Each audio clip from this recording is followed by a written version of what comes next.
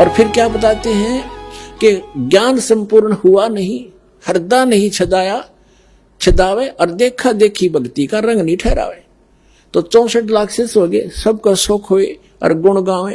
क्योंकि भगवान आ रहे हैं भाई, एक बार नाम दिया था, आशीर्वाद दिया था, ये सुख हो गया, सोसवान बतावे। और परमात्मा ने एक लीला करी थी कि इनको परख के देखूं ये ज्ञान से लगे हैं या केवल वैसे मेरे पीछे पड़े हुए हैं। एक लीला की थी एक दिन, वो लंबा समय है, फिर बताएंगे। और एक लीला की थी दाता ने, एक, क्योंकि लंबी कहानी है। एक दिन सत्संग कर रहे थे परमात्मा, क्योंकि दिन में धंधा करा करते, रात में सत्संग करा करते कि भी तुम भी फ्री मैं भी फ्री, दिन में अपना काल की तुम ये पेट की निर्वाह कर लिया करो।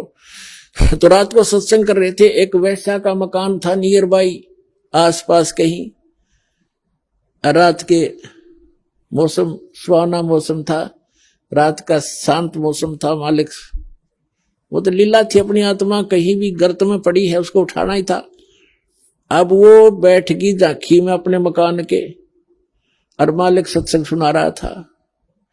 भाई ऐसा पाप लगता है, ऐसा मनुष्य जीवन बड़ी मुश्किल से मिलता है, परमात्मा की भक्ति नहीं करता उनका विनाश हो जाता है, आगे पशु बनते हैं, पक्षी बनते हैं, बुराई करना नहीं चाहिए। सत्संग सुनाया।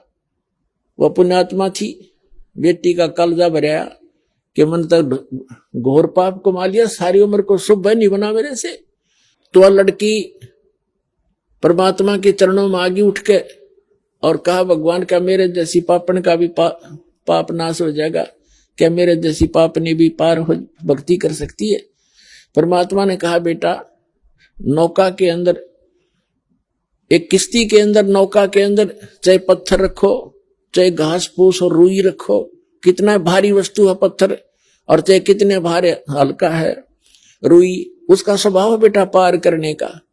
और फिर कहते हैं, एक लोहा पूजा में राखत, एक गर्भ अधिक पड़ो, और पारस गुण अवगुण नहीं देखे, करत कंदन खरो।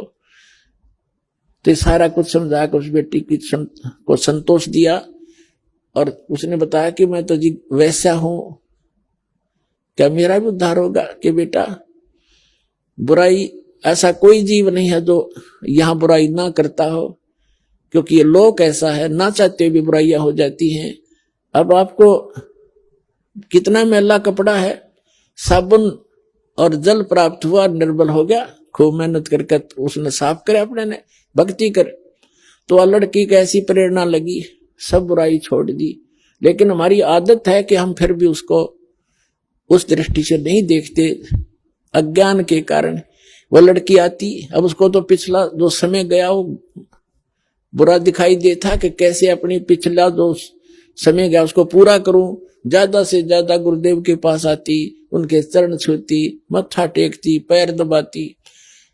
तो दूसरे जो संगत वाले थे, सिरफिरे दिन सुख हो गया था, वो आपस में बतलाने लगे, भाई यह अच्छी बात नहीं। एक वैसे आती है, गुरु जी के पास बैठती है, लोग क्या कहेंगे, संगत बदनाम हो जाएगी। उस लड़की को धमकाने लगे कि तुम मत आया कर यहाँ पर, तूने सारा माहौल बिगाड़ दिया। अब वो लड़की फिर और ज्यादा दुखी होगी कि मुश्किल से राह पाया था ये भगवान में, अब क्या बनेगा? तो उसने गुरुदेव के पास रोती रही। परमेश्वर ने पूछा, बेटा क्यों रो रहा? पता था उनको क्यों रो रही है बेटी।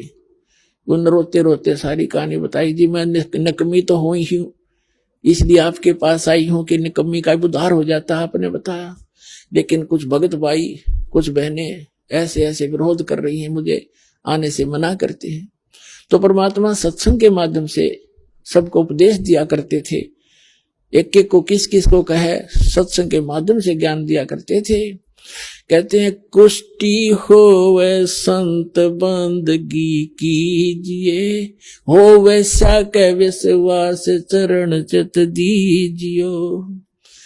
कि अभी भगत कोई भी व्यक्ति सत्संग में आएगा, चाहे चोर है, डाकू है, रोगी है और कोई वैसा है, जब तक मैला कपड़ा साबुन और जल वाटर के टच में नहीं आएगा तो वो साफ कैसे होगा?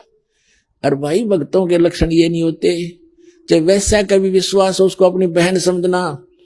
पाप से नफरत करो, पापी से नहीं, ये तो आम आदमी भी कहता है। और सभी, जैसे एक उदाहरण दिया जाता है कि एक संत था और वो बहुत प्रसिद्ध था, उसको पता था कि उसकी वचन में बहुत शक्ति है, वो कुछ कह देता हुआ पार हो जाती है। तो कहीं से जा रहा था, एक लड़की को पीट रहे थे गांव वाले। उसने पूछा भी क्यों मार रहे हो इस बेटी को? गांव वालों ने बताया कि ये व्यभिचारिणी है, ये पापिनी है, अपराधी है, ऐसे ऐसे करती है। संत बोले भी रुक जाओ, सजा मैं बताऊंगा, ऐसे देंगे कि पत्थर उठाओ सभी और सब मारेंगे इसको। पर वो पत्थर मारना जिसने ये पाप ना कराया हो ऐसा, नहीं तो यही खत्म हो जाओगे। पत्थर डाल डाल के सारे खिसके। तो हम अपने दोस्तों को पीछे रखते हैं, दूसरों को उछालते रहते हैं। तो हम भक्त बनना चाहिए। अब कुछ दिन तो शांत हुए, फिर धीरे धीरे बकवाद करने लगे कि भी अच्छा नहीं लगता। तो परमात्मा ने देखना था कि ये भक्त नहीं है, जब गुरु की आज्ञा पालन नहीं कर रहे। जब तक मैं भगवान था, जब इनका सौ सुख हुआ करते थे, अब देखते हैं इनको क्या होगा। तो एक दिन परमात्मा ने कहा कि ला इसका पक्का काम कर दूं, इनको देख लेता हूं कितने भक्त हैं कितने अभक्त हैं। उस लड़की से कहा वैसा से कि बेटा कल तू पूरा हार श्रृंगार करके सब आभूषण जो भी तेरे पास है पहन के आ जा। अच्छा पिताजी। रविदास जी कबीर परमेश्वर के साथ ज्यादा रहते थे। रविदास जी से कहा कि एक हाथी ला कर आए पे। हाथी ले आकर आए रविदास जी। एक परमात्मा ने गंगा जल भर लिया बोतल में, कबीर जी ने, और लड़की को बिठा लिया बीच में, पीछा बैठ के आगे। रविदास जी से कहा कि अब तो चला इस हाथी ने। अब उस लड़की के हाथ धर लिया कंधे पे और बोतल गंगा जल भर की तेरी नो पीवे, और ऐसे मस्ती होकर बीच बाजार से निकाल दिया, काशी के बाजार में से निकाल दी वो सारा झांकी। और जो भी देखे जो करो धानक वो दुल्हा देयो कबीर दारू पियो और वैश्या ने साथ ले रहा। वो प्रसिद्ध थी ये। कबीर साहब के काशी के अंदर लाखों की संख्या में, लाख की संख्या में भगत थे आसपास के क्षेत्र के। सबको बुलाओ, अकाजो तुम्हारे गुरु जी के लक्षण दिखाओ। देख हम पहले नाट्या करते, वहां ऐसी गंदी औरतें जाती हैं, देख क्या हालात। ये कितना गंदा आदमी था, देखो दारू पी और वैश्या को साथ लिया, सरेआम घूम रहा है, इसको ये भी नहीं मालूम इतना मत दोष हो गया। तो जितने चेले थे परमात्मा के, पहले तो भगवान कहा करते परमात्मा आ रहे हैं, हम ये सुख दे दिया वो सुख दे दिया। अब वो सारे खिसक गए वहां से। कोई न्यू कहे मैं तो एक दिन गया था, कोई नु कहना मैं तो उसके साथ जाया करता हूं, वैसे में कोई खास इंटरेस्ट नहीं था मेरा। यानी 64 के 64 लाख अपना सर्वनाश कर गए और सब भाग्य भगवान को छोड़कर। तो परमात्मा कहते हैं कि अब वो तो दो प्रकार से गुरु विमुख होते हैं।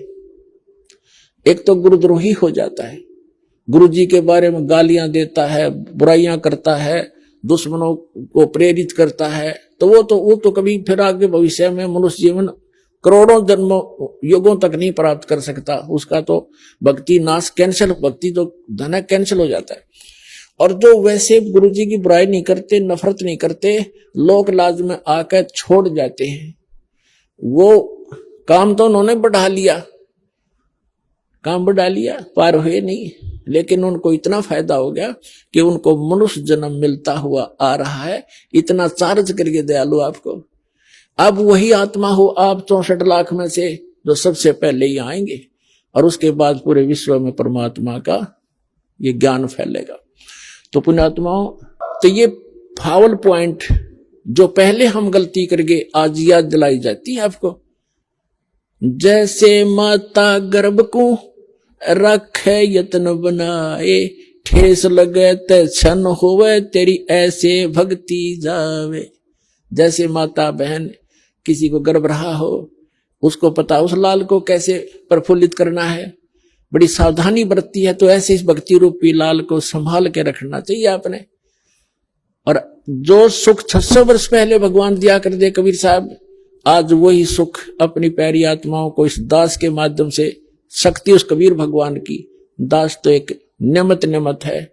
जैसे एक सिरिंज होती है ना, डॉक्टर दवाई ला इंजेक्शन लगाता, दास तो इंजेक्शन है और उसमें दवाई व मालिक कबीर साहब है जो अपना सुख दे रही है।